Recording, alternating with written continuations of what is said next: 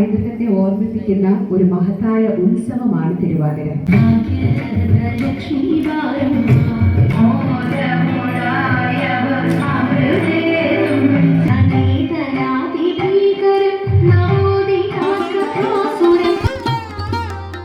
ഇന്ന് ഞങ്ങൾ വന്നിട്ടുള്ളത് ശ്രീ കുലുക്കല്ലൂർ നരസിംഹസ്വാമി ക്ഷേത്രത്തിലാണ്.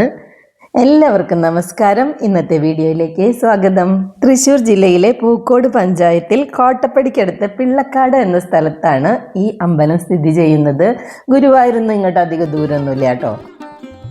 പണ്ട് നാടുവാഴികളുടെ അധീനത്തിലായിരുന്നത്ര ഈ ക്ഷേത്രം. കുലുക്കല്ലൂർ എന്ന പേരിൽ ഇവിടെ ഒരു മനയുണ്ടായിരുന്നു. കാലക്രമേണ മന അന്യം നിന്നു പോയപ്പോൾ പൂജയൊക്കെ മുടങ്ങി ക്ഷേത്രം ജീർണാവസ്ഥയിലായി. പക്ഷേ ദേവന്റെ ചൈതന്യം അതൊട്ടും കുറഞ്ഞിട്ടില്ലായിരുന്നു. അതുകൊണ്ട് തന്നെ ആ വഴി നടന്നുപോയ പണ്ടത്തെ ആളുകൾക്ക് കുറേ അനുഭവങ്ങളൊക്കെ പറയാനുണ്ട്. എനിക്കിവിടെ തൊട്ടടുത്തായിട്ടൊരു വീടുണ്ട് കേട്ടോ. അപ്പോൾ ഞാനിവിടെ വന്നപ്പോൾ ഈ ക്ഷേത്രം കണ്ടിട്ടാണ് ആ വീട് വാങ്ങിച്ചത് തന്നെ. എന്നും ക്ഷേത്രത്തിൽ പോയി തൊഴാൻ പറ്റുന്ന അത്ര അടുത്തൊരു വീടുണ്ടാകുക അതൊരു വലിയ ഭാഗ്യം തന്നെയാണ്. ഇവിടെ തൊഴാൻ വരുമ്പോൾ ഇവിടുത്തുകാരായിട്ടുള്ള ആളുകളെയൊക്കെ കണ്ടുമുട്ടാറുണ്ട്. അപ്പോൾ ഇങ്ങനെ സംസാരിക്കുന്ന കൂട്ടത്തിൽ പണ്ടത്തെ ഈ അമ്പലത്തിൻ്റെ അവസ്ഥയും പിന്നീട് അമ്പലം പുനരുദ്ധാരണം നടത്താൻ വേണ്ടി ഇവിടുത്തെ നാട്ടുകാരെ കമ്മിറ്റി രൂപീകരിച്ച് അങ്ങനെ വീണ്ടും ഇവിടെ ഒരു ക്ഷേത്രം ഉണ്ടായി എന്നുമൊക്കെ എനിക്ക് അറിയാൻ സാധിച്ചിരുന്നു. ഒരു ഗ്രാമത്തിൻ്റെ ഭംഗി നമ്മുടെ മനസ്സിൽ എങ്ങനെയാണോ വരിക അതുപോലെയുള്ള ഒരു ഗ്രാമമാണ് പിള്ളക്കാട്. അവിടുത്തെ ഒരു ക്ഷേത്രം, അതിലെ സന്ദർശനം, നിത്യസന്ദർശനം, ദീപാരാധന, തൊഴൽ, ഇതൊക്കെ വളരെ ദിവ്യമായ ഒരു അനുഭവമായിരുന്നു എനിക്ക്.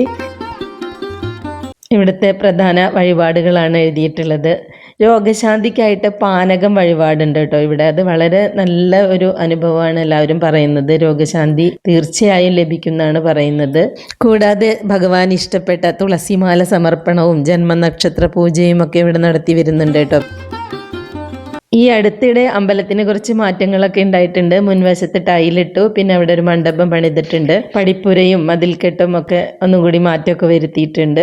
പ്രദക്ഷിണ വഴിയിലൂടെ ഇങ്ങനെ വരുമ്പോൾ അമ്പലത്തിന്റെ ബാക്ക് സൈഡിലായിട്ട് ഈ കാണുന്നതാണ് എൻ്റെ വീട്. ഇപ്പൊ ഞാൻ ഇവിടെ അല്ല താമസം, അതുകൊണ്ട് തന്നെ നിത്യവും അമ്പലത്തിൽ പോകാനുള്ള ആ ഭാഗ്യം എനിക്ക് നഷ്ടപ്പെട്ടു. എങ്കിലും ഭഗവാൻ എന്നെ നല്ലൊരു ദിവസം തന്നെ വീണ്ടും ഇവിടെ എത്തിച്ചിട്ടുണ്ട്. ഇവിടെ പ്രധാന പ്രതിഷ്ഠ നരസിംഹമൂർത്തിയും കൂടാതെ ഉപദേവന്മാരായിട്ട് ഗണപതിയും അയ്യപ്പസ്വാമിയും ദേവിമാരുമൊക്കെയുണ്ട്.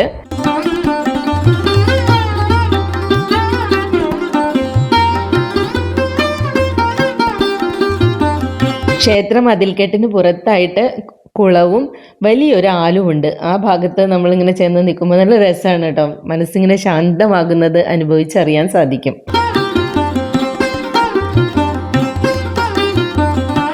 നരസിംഹ കവച സ്തോത്രം ചൊല്ലിക്കൊണ്ടാണ് ഓരോ ദിവസവും വൃന്ദാവന തീർത്ഥയാത്രയിൽ ഞങ്ങൾ യാത്ര ആരംഭിച്ചിരുന്നത്.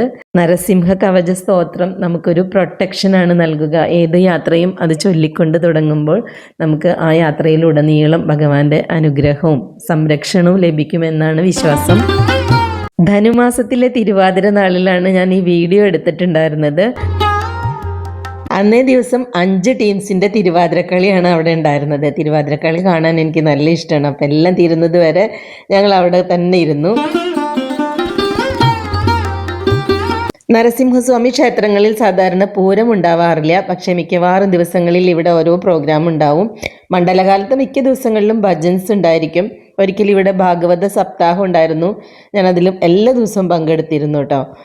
എല്ലാ വർഷവും നരസിംഹ ജയന്തിയും പ്രതിഷ്ഠാദിനവും ഇവിടെ ആഘോഷിക്കാറുണ്ട്. അന്നത്തെ ദിവസം പ്രത്യേക പൂജകളൊക്കെ ഉണ്ടാവാറുണ്ട്. ദീപാരാധന സമയത്ത് ശ്രീലകത്ത് ശോഭയോടെ വിളങ്ങി നിന്ന ഭഗവാനെ തൊഴാൻ സാധിച്ച സന്തോഷത്തോടെയാണ് തിരുവാതിരക്കളി കാണാനിരുന്നത്.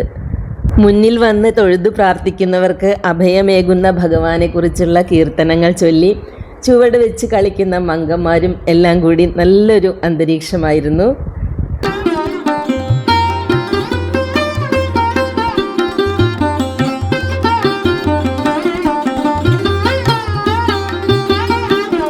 അപ്പോൾ ഇന്നത്തെ വീഡിയോ എല്ലാവർക്കും ഇഷ്ടമായിട്ടുണ്ടാവുമെന്ന് വിചാരിക്കുന്നു. വീഡിയോ കാണുന്ന എല്ലാവരെയും ഭഗവാൻ അനുഗ്രഹിക്കട്ടെ. നെക്സ്റ്റ് വ്ളോഗിൽ നമുക്ക് വീണ്ടും കാണാം. Thank you for watching my channel. By.